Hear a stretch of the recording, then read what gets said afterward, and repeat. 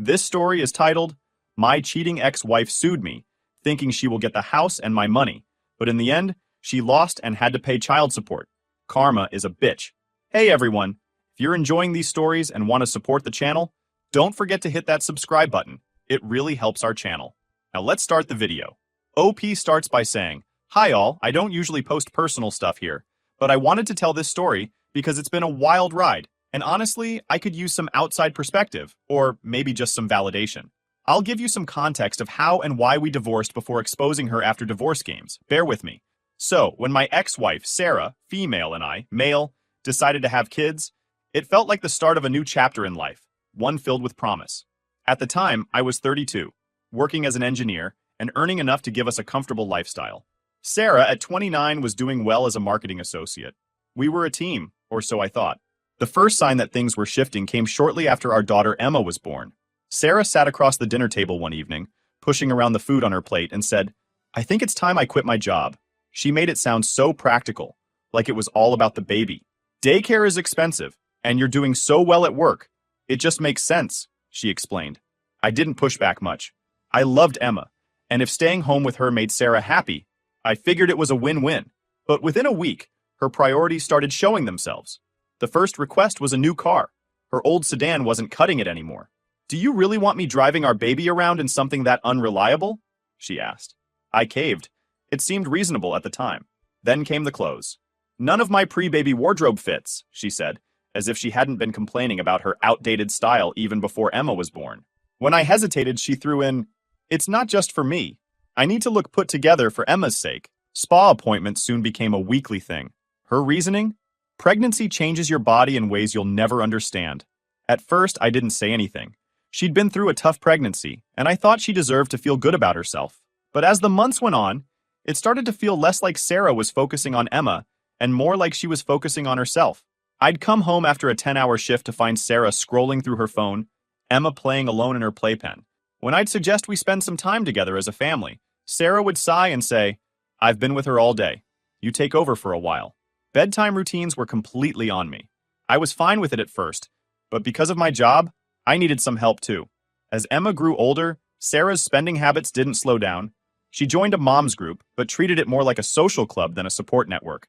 She'd meet her friends for lunch at upscale cafes, always ordering the most expensive items on the menu.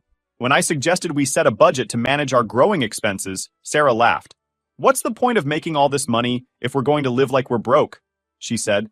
It stung.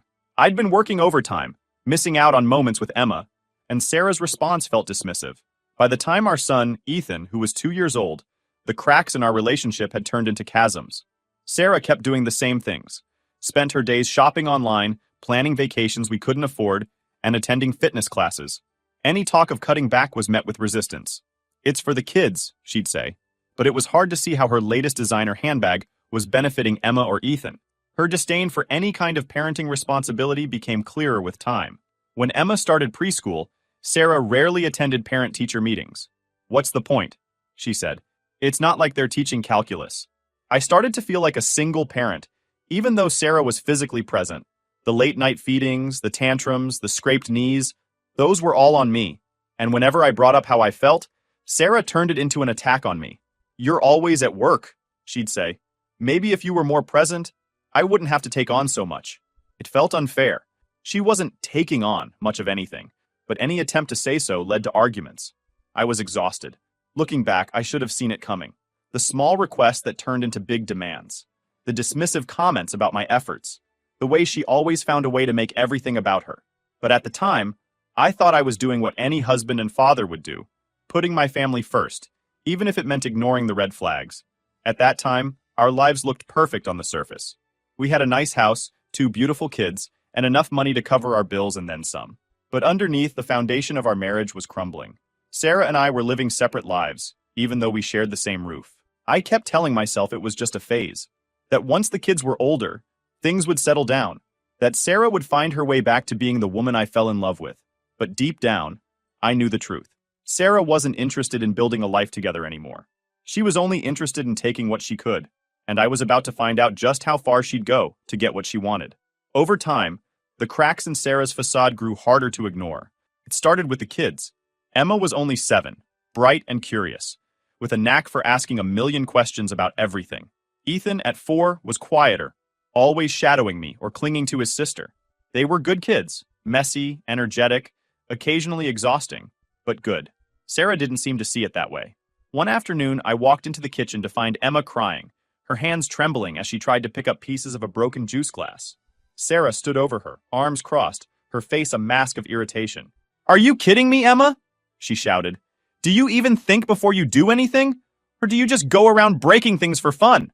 I stepped in quickly, kneeling to scoop Emma into my arms.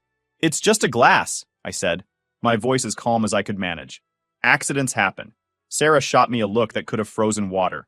"You always make excuses for her," she said, shaking her head. "No wonder she's so careless." I tried to talk to her about it later, after the kids were in bed. "You can't talk to her like that," I said. "She's a child. She's going to make mistakes." Sarah waved me off. "You're too soft on them," she said. "They'll grow up weak if you keep coddling them." It wasn't an isolated incident. She became extremely verbally, emotionally, and sometimes physically abusive. I started working longer hours, not because I needed the money, but because being at home felt like walking into a minefield. Sarah's moods were unpredictable. Some days, she'd act like nothing was wrong, chatting with her friends on the phone, or planning elaborate vacations we couldn't afford. Other days, the smallest thing, a misplaced toy, a late start to dinner, would send her into a spiral of anger that left everyone on edge. The kids began tiptoeing around her, watching her face for clues about what kind of day it would be. I hated seeing them like that. It wasn't just fear. It was confusion. They didn't understand why their mom, the person who was supposed to love them unconditionally, could be so harsh. And then came what I should have expected, a betrayal. I started noticing hotel charge on our credit card. I was going over the monthly statement late one night when the line item caught my eye.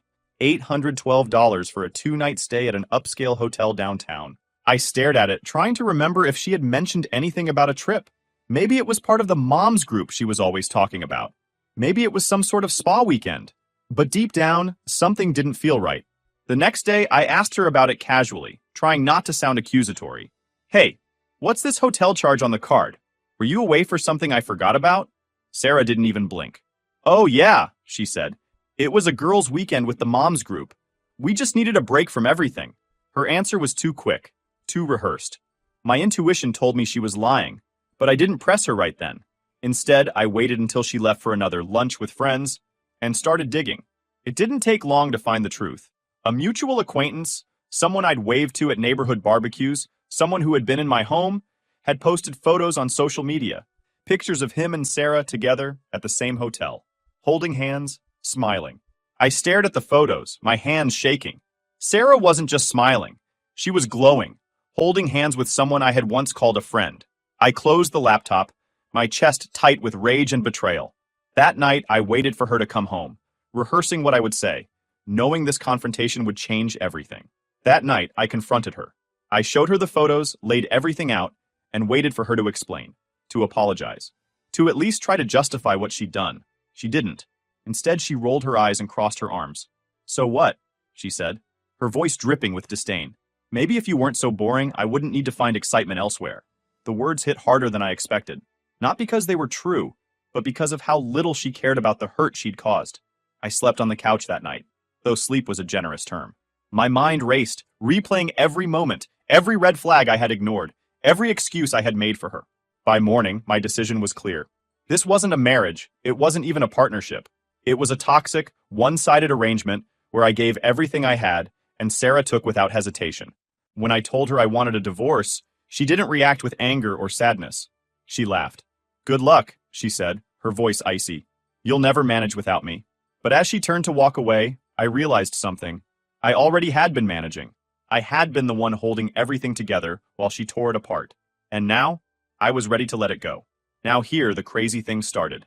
They say divorce is the end of a battle, but for me, it was just the beginning of Sarah's last-ditch attempt to ruin everything I had left. Little did she know, her own mistakes would be her undoing. After Sarah left, the house felt both quieter and heavier. I thought her absence would bring peace, but instead, it brought a hollow kind of tension.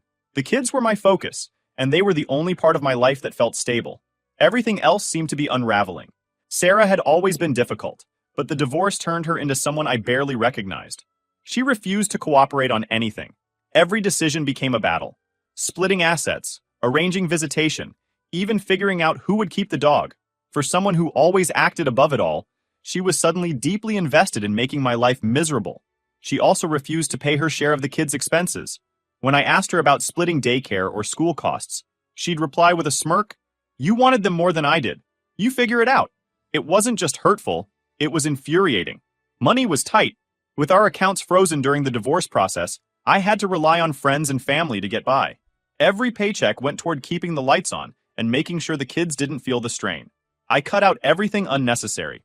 Cable, eating out, even coffee on the way to work. Meanwhile, Sarah seemed to live exactly as she had before. It wasn't long before the kids started asking questions.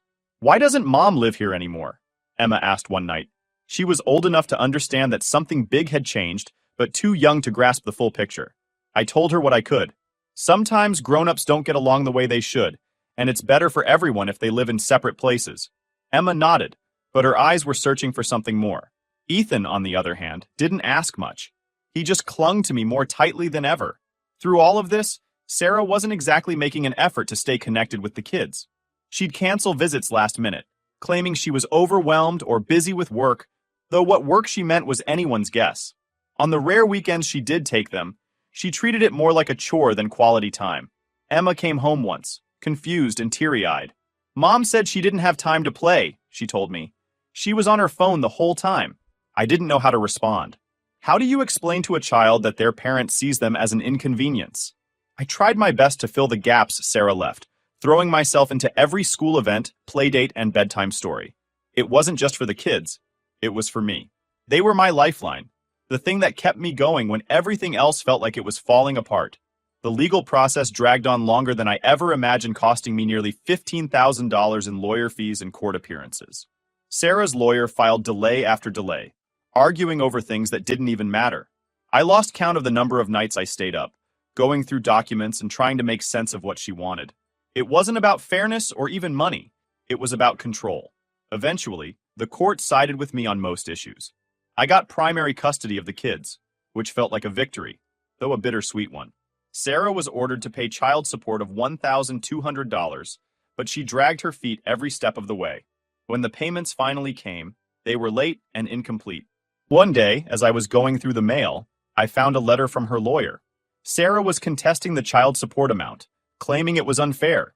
I couldn't help but laugh bitterly. After everything, she still thought she deserved more. I didn't want to be angry. I didn't want to let her take up any more space in my life than she already had. But it was hard not to feel resentment creeping in. Every time I had to explain to the kids why their mom wasn't around, or figure out how to stretch the grocery budget, I felt the weight of what she'd left behind. At that time, I was devastated. My mom was my only supporter. She gave me a sense of relief being there for me. She constantly provided help. She visited each week and stayed until the evening, helping Emma with her homework and reading Ethan a bedtime story. Before leaving, she hugged me and tried to comfort me. "You're doing a great job, you know. We're proud of you." The kids began to look forward to their grandma's visits. Their bond with my mom strengthened, and that provided my kids a sense of family support that Sarah failed to offer. The first year after the divorce was rough, no sugarcoating it. Every day felt like a grind. I woke up early to get the kids ready for school, rushed to work, and then came home to pick them up, cook dinner, and squeeze in as much time with them as I could before bedtime. It wasn't perfect, but it was honest work, and it felt good to finally have control over my life again, even if that control came with a lot of responsibility. Work became my second anchor. My boss, who'd been understanding throughout the divorce, gave me flexibility when I needed it. I started taking on projects that excited me again, pouring my energy into creating things that made me proud.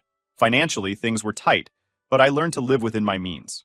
I traded in Sarah's old luxury SUV for a reliable hatchback and canceled the memberships and subscriptions we didn't need. The first time I balanced my budget and saw a little left over, I felt a sense of accomplishment I hadn't felt in years. Around this time, I started opening myself up to the idea of dating again, though cautiously. It wasn't about replacing Sarah. It was about finding someone who shared the same values, someone who saw family as a partnership. I wasn't in a rush, but the idea of sharing my life with someone again didn't feel so impossible anymore. I met a wonderful girl, Jennifer, and eventually remarried after 1 year of the divorce and found the stability Sarah's chaos never allowed. Back then, I reviewed the court documents and noticed there was a box that would have stopped spousal support if I remarried, but it wasn't checked. So, I figured I was in the clear. I decided not to pursue a share of Sarah's retirement, even though I could have, dividing assets like a 401k, which would have legally entitled me to part of it. Instead, I let it go and just took the remaining year of spousal support, $12,000 in total. The support had only been ordered for 2 years, so it felt fair enough to me. I thought that chapter was closed for both of us. After a week, I received a letter from Sarah's lawyer, delivered on a rainy Thursday afternoon. I had just finished preparing dinner when I found the envelope sitting on the counter where Emma had left the mail. At first, I thought it was another delay tactic regarding her overdue child support. However, Sarah was suing for sole custody of Emma and Ethan. Her claims were as ridiculous as they were infuriating. According to the paperwork, I had manipulated the children into resenting her and had actively poisoned their relationship with her. Sarah demanded full custody, with me relegated to visitation every other weekend. She also wanted me to cover her legal fees, citing emotional distress caused by my supposed interference. When I shared the news with my lawyer, she wasn't surprised. "It's a textbook move," she said, "usually a way to regain leverage. She probably doesn't even want full custody. It's a power play." It didn't matter whether Sarah's motives were genuine or strategic. The thought of her taking the kids away, especially after everything we'd been through, was unbearable. Emma and Ethan, now 12 and 9, had grown up in a stable, loving environment since the divorce. Sarah had been in and out of their lives inconsistently, showing up when it suited her, and canceling plans when it didn't. The weeks leading up to the hearing were filled with tension. I explained the situation to Emma and Ethan as gently as I could, without going into too much detail. "Mom wants to spend more time with you," I said carefully, "and the court is going to help us figure out what's best." In court, Sarah presented herself as a doting, devoted mother who had been unfairly pushed out of her children's lives. She claimed I had turned them against her, and that she was simply trying to repair the damage I had caused. "I love my kids more than anything," she said, tears welling in her eyes. "But they've been brainwashed to hate me." Her demands were clear and aggressive. She wanted sole legal and physical custody, leaving me with minimal visitation. She also requested a reduction in her child support payments, arguing that she would be the primary caregiver and therefore shouldn't have to contribute financially. To top it off, she sought reimbursement for her legal fees, which were conveniently estimated at just under $15,000. The reality Sarah ignored was that her relationship with Emma and Ethan had faltered because of her own actions, or lack thereof. My lawyer presented a detailed timeline of Sarah's missed visitations, canceled plans, and sporadic involvement. We included text messages where she had bailed on weekends with excuses ranging from "I'm too tired" to "I need some me time." One message in particular caught the judge's attention. It was from a few months earlier when Sarah had canceled yet another weekend visit. "I can't do this right now. Tell the kids I'll make it up to them, but I need to focus on myself for a bit." When it was my turn to testify, I focused on the kids. I described their routines, their schools, their hobbies. I talked about how Emma had started excelling in science and how Ethan had recently joined a soccer team. I explained how I had been the one attending parent-teacher conferences, taking them to doctor's appointments, and reading bedtime stories every night. The court also heard from Emma and Ethan directly, something I had been nervous about but ultimately agreed to because it was important for their voices to be heard. Emma's words were measured but powerful. "I love my mom," she said, looking directly at the judge, "but she doesn't really spend time with us. Dad's the one who's always there. He's the one who makes sure we're okay." Ethan, shy as always, spoke softly, but with conviction. "I want to stay with Dad," he said simply. Sarah's lawyer tried to discredit their statements, suggesting I had influenced their opinions. But the judge wasn't buying it. The facts were clear. Sarah's involvement in the kids' lives had been inconsistent at best, and her sudden push for custody felt more like an attempt to regain control than a genuine desire to be a better parent. The proceedings took weeks, during which Sarah's anger only grew. Remember, it was during one of these sessions that she discovered I had remarried a year earlier. She hadn't paid much attention to my personal life until that moment, but when my remarriage was brought up as part of a financial disclosure, her face turned red with fury. "You've been taking spousal support this whole time?" She hissed at me outside the courtroom. "You owe me that money." The irony was almost laughable. Sarah had failed to check the box during the divorce to end spousal support upon remarriage, a mistake entirely of her own making.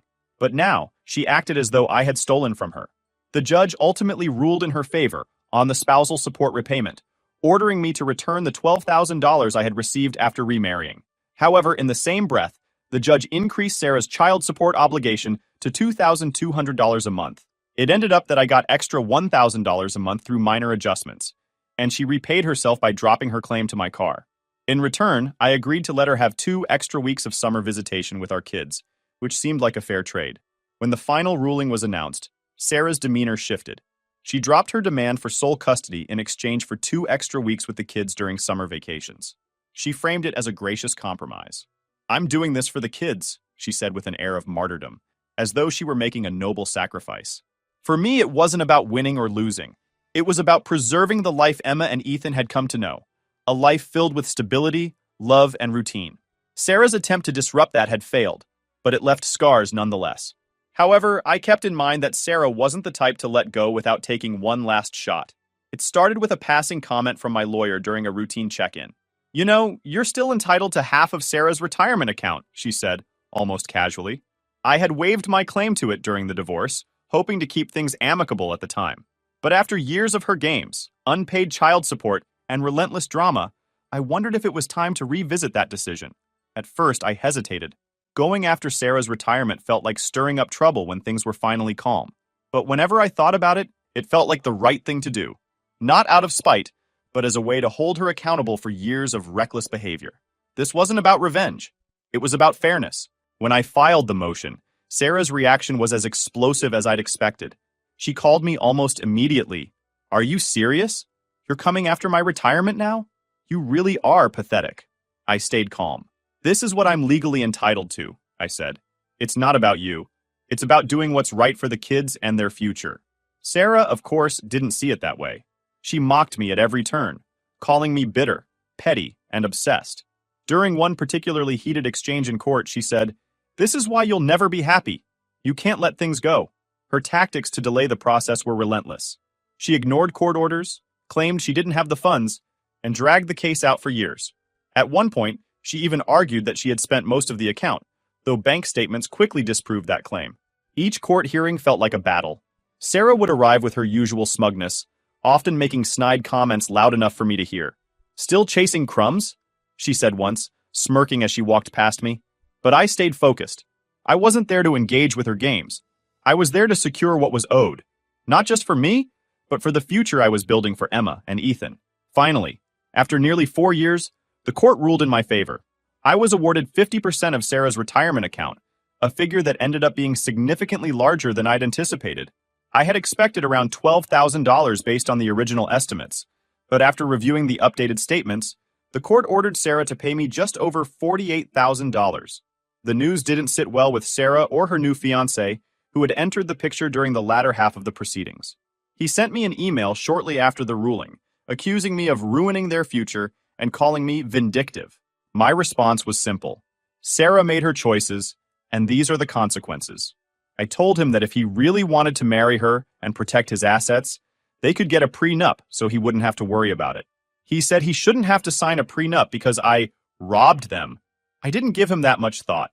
Last thing I wanted to care about was Sarah's stuff. The payout allowed me to do something I'd dreamed of for years. Set up college savings accounts for Emma and Ethan. It wasn't enough to cover everything, but it was a start. Knowing that I could give them a better foundation for their futures was worth every frustrating moment in court. As for Sarah, the ruling hit her harder than I think she ever expected. Her social media, once filled with pictures of extravagant outings and updates about her dream wedding, became quieter. Mutual friends mentioned she had started complaining about financial stress, though I didn't pay much attention. For me, life moved on in the best way possible. Jennifer and I continued to grow together, building a home filled with love and stability. Emma blossomed into a confident teenager, excelling in school and dreaming of becoming a writer. Ethan found his footing on the soccer field, his quiet determination shining through in every game. One evening, as we sat around the dinner table, Ethan asked, "Dad, are you happy now?"